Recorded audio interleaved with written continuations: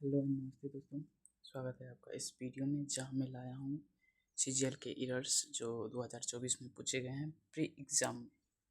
यह एरर्स जो हैं वो चुन चुन के लाए गए हैं। अगर आपको यह पीडीएफ चाहिए तो आप हिमांशु गौतम सीजीएल नाम से यूट्यूब चैनल टेलीग्राम चैनल है, वहाँ पर जाकर आप डाउनलोड कर सकते हैं। और हाँ, यह पीडीएफ भी उनके द्वारा ही बना हुआ है। तो शुरू करते हैं। इस वीडियो सीरीज़ में हर 10 एरर पर डिस्कस किया जाता है। इससे पहले भी 20-30 तक किया जा चुका है, अब 31 से करेंगे 10। अगर आपको यह पसंद आया, आइडिया पसंद आया तो सब्सक्राइब कीजिए, या वीडियो पसंद आया तो वीडियो लाइक कीजिए, या कोई सुझाव या कुछ एडवाइस आप कमेंट बॉक्स में दे सकते हैं। तो शुरू करते हैं बिना किसी देरी के। Dr. Sinha has brought about a new book on social media, a book on a social impact of child labor। तो एरर कहाँ है? Proud about. तो एक्सप्लेनेशन में है कि proud about means to cause और leads to. The correct verb for publishing a book is a proud out. ये किसी भी बुक को पब्लिश करने के लिए प्राउड आउट का उपयोग होता है।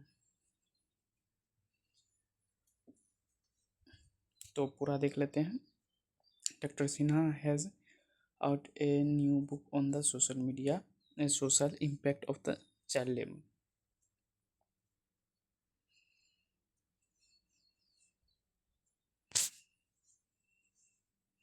इसमें देख लेते हैं, जैसे ओरिजिनल सेंटेंसेस, जैसे it is impossible to wake Christian up in the morning. सही। It is said that Joseph was not ready to go to war. फिर उसके बाद है, फोर्थ पढ़ेंगे, Karl Marx was a renowned social scientist. लेकिन गलत कहाँ पे है? Indian force are known for their loyalty and integrity. Problem क्या है देखते हैं। सेंटेंस 3, इंडियन फोर्स आर, तो सब्जेक्ट फॉर डिसएग्रीमेंट है, disagreement and incorrect known should be Indian forces are. तो यह इंडियन फोर्सेस आर होना चाहिए, जब प्लूरल लगा है तो आर होना चाहिए। तो Indian forces are known for their loyalty and integrity. उसके आगे है, the principal gave up the prize to the winner on Republic Day. Give up the prize, तो गिव अप मतलब ये इसका मतलब हो जाता है हार जाना, लेकिन ऐसा नहीं बनाना, मीन्स टू सरेंडर और quit. The correct phrase is give away the prize. The correct principals give away the prize to the winner on the Republic Day. Give away होता है किसी को बांटने पर, उपहार के तौर पर जब दिया जाता है तो गिव अवे किया जाता है, और जब हार मान लिया जाता है तो उसे गिव अप करते हैं।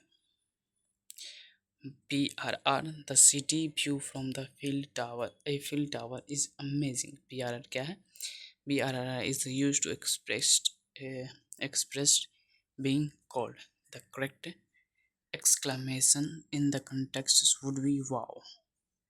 तो ये एक्सक्लामेटरी मतलब वर्ड्स हैं जो यूज़ होता है। तो करेक्ट सेंटेंस है, wow the city view from the Eiffel Tower is amazing. इसके बाद है, having known that the train was already on the platform they run fastly to catch it. तो फास्टली हो जाएगा। एरर देखते हैं गहराई से कि fastly is not a valid adverb, it should be fast. बिल्कुल सही, फास्टली नाम का कोई भी शब्द है ही नहीं, इसीलिए फास्ट का यूज़ करेंगे। तो करेक्ट सेंटेंस क्या है? The having known that the train was already on the platforms they run fast to catch it. Deepa and Seema are both good with running, but Deepa is also good at catching the ball and throwing it to the right corner in a time. Good good with running. ठीक, ये error है, देख लेते हैं. Exclamation में है the correct phrase is good at running. तो good at ही होता है कहीं भी. तो Deepa and Seema are both good at running. Sentence शुरू में ही होता है, लेकिन जो कैंडिडेट होते हैं उसको मतलब परेशान करने के लिए या वो ज़्यादा टाइम लगा इसीलिए सेंटेंस बड़ा हो जाता है, लेकिन उसमें एरर छोटा ही होता है. People admire him for he lived by the same principles that he praised. तो प्रिंसिपल्स जो है यहाँ पे एरर हो जाएगा. एक्सप्लेनेशन में देखते हैं. प्रिंसिपल्स जो रेफर्स टू स्कूल्स हेड और main amount. The correct word is principles. ये जो होता है वो स्कूल या कॉलेज में हेड और मेन अमाउंट्स के लिए यूज़ होता है. ठीक, लेकिन यहाँ पर रूल्स के लिए रूल्स वाला प्रिंसिपल है तो इसे प्रिंसिपल्स हो.